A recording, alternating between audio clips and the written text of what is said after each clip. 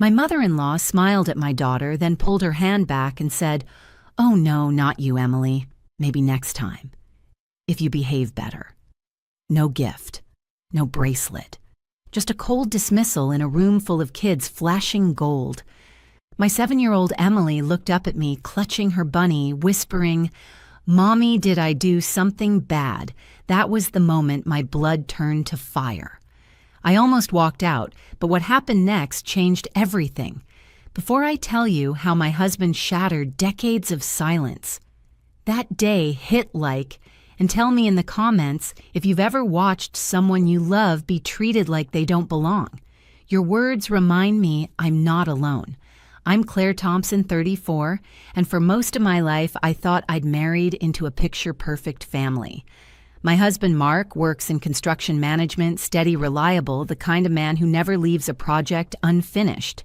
I work in an office downtown, juggling spreadsheets by day and bedtime stories by night. Together we raise Emily, our 7-year-old, the brightest little soul I know. She has big brown eyes that always search for approval and a laugh that used to fill every corner of our house. But when it comes to family gatherings, nothing ever feels simple. Mark's mother runs them like she's the queen of some private kingdom. The big old house she lives in, the one with the creaky porch and the chandelier that hums when the air conditioner kicks on, becomes her stage. Every holiday, every so-called special gathering, it's the same ritual.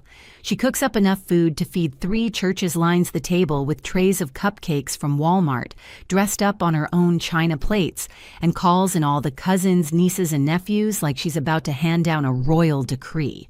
At first, I thought these parties were harmless, even sweet, a family that cared enough to come together right. But underneath the laughter and the smell of baked ham, there was always that tension. The quiet measuring of who got what, who sat closest to Grandma, who was worth showing off. And the truth, Emily and I were always on the outside of that circle. Mark would squeeze my hand under the table, that silent warning that said, "Just play along." He grew up in this house, he knew the rules. His mother adored certain grandchildren, the ones who mirrored her pride or carried her name. The rest were tolerated. You could see it in the way she bent down to hug one child, then gave another a distracted pat on the head. Still, Emily never noticed. Not until this year. She was finally old enough to sense that being part of Grandma's special club meant more than a hug at the door. It meant inclusion, belonging. And when my mother-in-law sent out the invitations for this latest gathering, she didn't call it a party. She called it a surprise for all the grandchildren. Those words alone were enough to light Emily up for weeks. She'd come home from school talking about what it might be, maybe matching necklaces, maybe toys, maybe a secret adventure. And I let myself hope too. Maybe this time would be different. Maybe this family would prove me wrong. The day of the gathering felt like it had been circled on the calendar in red.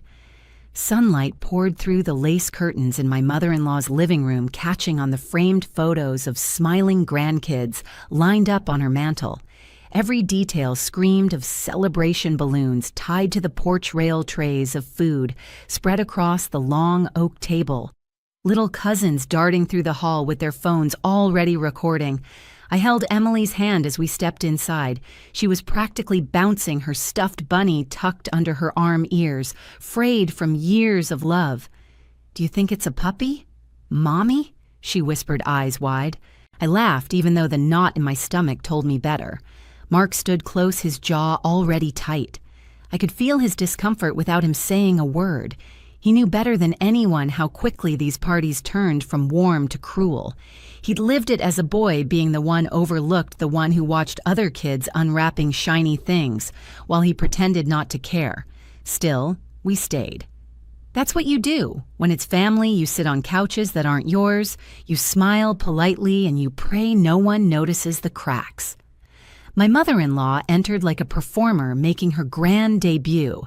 She carried a stack of small velvet boxes in her arms, each one identical and perfect. Gasps spread across the room. The whispers started, bracelets, maybe jewelry. The cousins leaned forward, eyes sparkling, phones lifted higher. She opened the first box and handed it to my nephew, a delicate gold bracelet with his initials engraved. So precious, she cooed, kissing his cheek. Another box, another bracelet, another round of squeals. The line of children seemed endless, each one walking away with their prize, their place secured. I felt Emily's grip on my arm tighten. She sat up straighter, pressing her bunny against her chest, waiting. Her turn was coming. She believed it with all her heart, and that's when it happened. My mother-in-law reached the last box. She paused, glanced at Emily, then pulled her hand back as if the gift itself might burn her. Her smile turned sharp. "Oh no, not you, Emily. Maybe next time, if you behave better." The words sliced through the air, cameras lowered. The kids shifted uneasily. Emily's lips parted, trembling. She looked at me, eyes brimming, and whispered so soft it broke me in half. "Mommy, did I do something bad?" That was the turning point. My blood surged hot. I wanted to grab her hand to march us out the door and slam it behind us. But Mark caught my arm before I could rise. His voice was low, controlled, but it carried a weight I'd never heard before. "Wait," he whispered. "Just wait." The chatter around us stumbled forward, forced and hollow. Parents murmured, trying to distract their kids. But the air in that room had changed. I could feel it. Mark disappeared up the stairs, leaving me clutching Emily, my heart hammering. I didn't know what he was planning, but I knew one thing: this was no longer just a family gathering. Something was about to break wide open. I sat frozen on that sofa, Emily pressed into my side like she was trying to disappear into me. The bracelet boxes were gone now, dangling from the wrists of every other child in the room. Their parents forced smiles, snapping pictures with stiff voices, pretending everything was still festive. But no one looked at us. No one dared. Emily's little fingers dug into my arm. Her stuffed bunny's worn ears brushed against my elbow. She hadn't spoken another word since whispering that question. Did I do something bad? My chest felt crushed under the weight of it. I wanted to stand, to grab her hand, walk out of that house, slam the door behind us, and never look back. I shifted forward, ready to move, when Mark's hand caught my wrist. "Wait," he whispered, his voice sharp enough to cut glass. "Mark." I started, but his eyes locked on mine with an intensity that stopped me cold. I saw something there I hadn't seen in years. Not resignation, not fear, but resolve. He stood up slowly, shoulders squared, fists still clenched. Without another word, he turned and walked toward the staircase. The room barely noticed my mother-in-law was fussing over the cousins, adjusting bracelets, demanding they hold up their wrists for photos. The adults murmured shallow compliments. Laughter rose and died in the same breath. But I noticed. I tracked every step Mark took up those stairs, my heart hammering so loud I thought people might hear it. 10 long minutes passed, 10 minutes of me sitting stiff on that sofa, Emily's cheek buried in my side, my throat burning from unshed tears. Every second stretched like an hour. Around us, the party clattered forward, but the air felt poisoned heavy. Even the chandelier's faint hum seemed louder than the fake laughter. Then I heard it: footsteps, deliberate, slow. Mark appeared at the top of the staircase, a small wooden box in his hands. Not flashy, not decorated, just plain dark wood worn at the corners.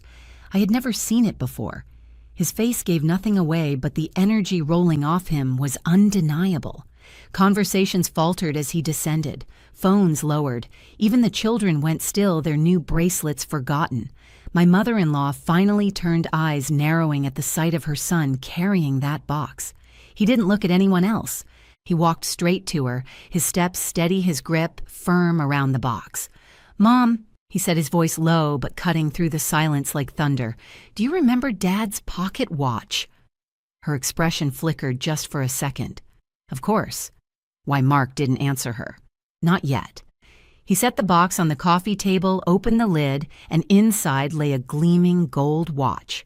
The very one his father had worn every single day until the day he died. Gasps rippled through the room. I covered my mouth, Emily lifting her head to see. Mark's voice was steady, but I caught the crack beneath it. Dad gave this to me before he passed. He told me to give it to someone who deserves it, someone who understands family, and then he turned. Not to me, not to his mother, to Emily. Her eyes widened, lips parting in disbelief. For me, she whispered. Mark knelt down right there in front of everyone. Yes, sweetheart. For you, because you do deserve it, because you are part of this family, because no one will ever make you feel like you're not. Tears spilled down her cheeks. My own vision blurred. The room had gone silent, but it was the kind of silence that trembles before it breaks, and I knew the counterattack had begun. Mark's words didn't just hang in the air, they detonated. The room that had been buzzing with shallow laughter now sat hollow, every eye glued to him, on one knee in front of Emily. My daughter's tiny hands trembled as she clutched the watch like it was made of starlight. Across the room, my mother-in-law's face hardened. She forced a brittle smile, the kind you paste on when the mask is slipping. Mark, she said, voice tight. That's not appropriate. It's an heirloom. It's meant for someone who understands family. Mark cut in, his voice rising above hers. He stood slowly towering over her, the wooden box still open on the table, the truth gleaming inside it. Dad trusted me to decide, and I just did. Gasps fluttered again. My sister-in-law's phone, halfway lifted to snap a picture, froze mid-air. The cousins shifted uneasily, bracelets jangling. I felt my breath catch. For years, Mark had bitten his tongue at these gatherings, letting his mother orchestrate her pageants of favoritism, never once stepping out of line. But this time he was done. His mother's eyes darted around, searching for support. "You're overreacting," she hissed, the smile dropping. "It was just a playful moment. Emily will get something next time." Emily's shoulders slumped, her small voice breaking. "But Grandma, why not me this time?" Every adult winced. The words of a child had done what none of us dared, shoved the cruelty into the light. Mark's fists tightened. "Don't you dare put that weight on her shoulders. She's 7 years old. She's not here to earn your approval like some contestant. She's your granddaughter, and she deserves love, not conditions." My mother-in-law straightened her chin, lifting with the old arrogance.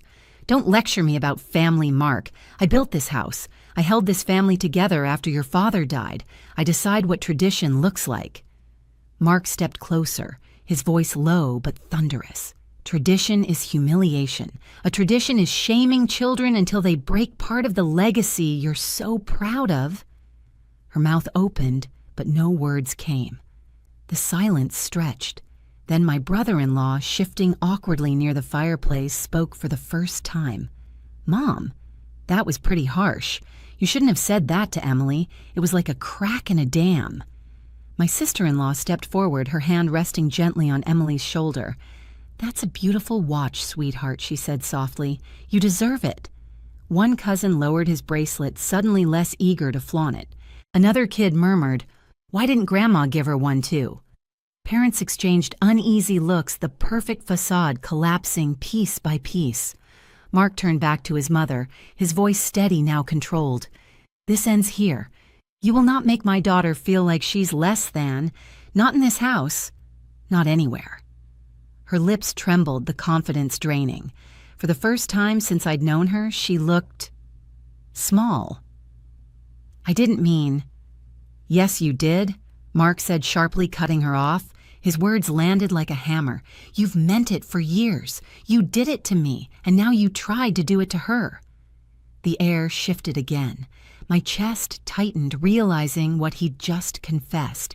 He wasn't only standing up for Emily, he was facing his own ghosts. Emily looked up at him, eyes wide.